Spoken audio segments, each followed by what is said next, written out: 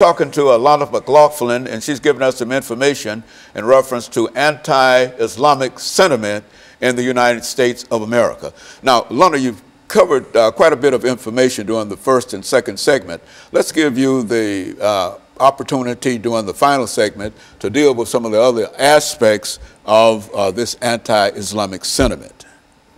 All right, and so if you're just tuning in the second segment, I talked about one personal experience that I saw Sentiment, oh my God, sentiment going on towards a man who was carrying a Quran. He had on a traditional dress from some country.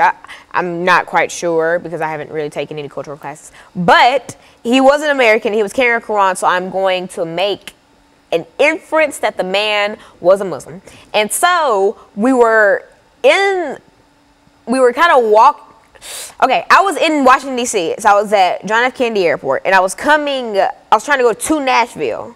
And so I was going through TSA, and he was behind me. And so I got all my stuff packed. I put it in the little cubbies. They put it through. I got my stuff back. It was over with. And I was waiting on the chaperones that I was with to accompany me onto the flight and all that. So I kind of sat down, and I was observing what else was going on at the airport. And I saw TSA kind of giving the man who was behind me a hard time. Like, for instance, what they would do, like, this is his Quran. They would open it and just, like, kind of manhandle it, trying to see if there was anything in there, and they were shaking it. Like, it was, and it didn't look in too great a condition, so it looked like it could have snapped like that.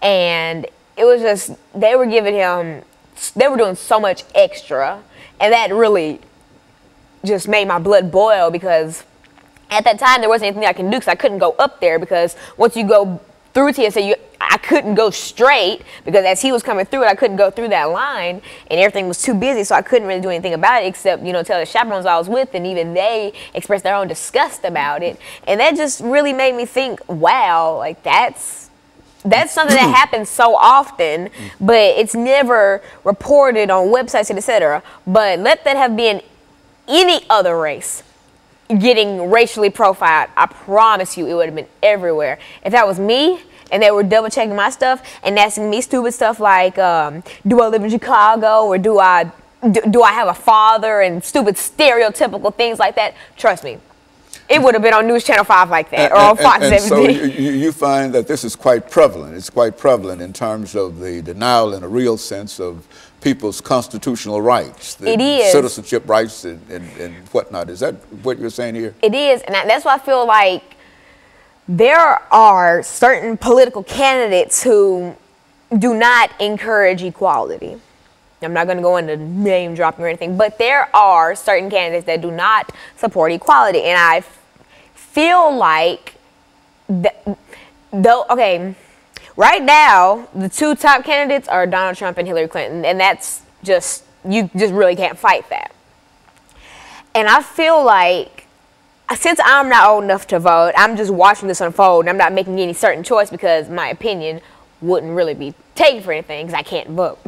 But I'm watching this unfold, and I'm listening to both of their speeches and all the things that they promised to do with America. And I'm just sitting here thinking, like, wow, one of these candidates really wants an America that's built around him and people who are like him, that 1%.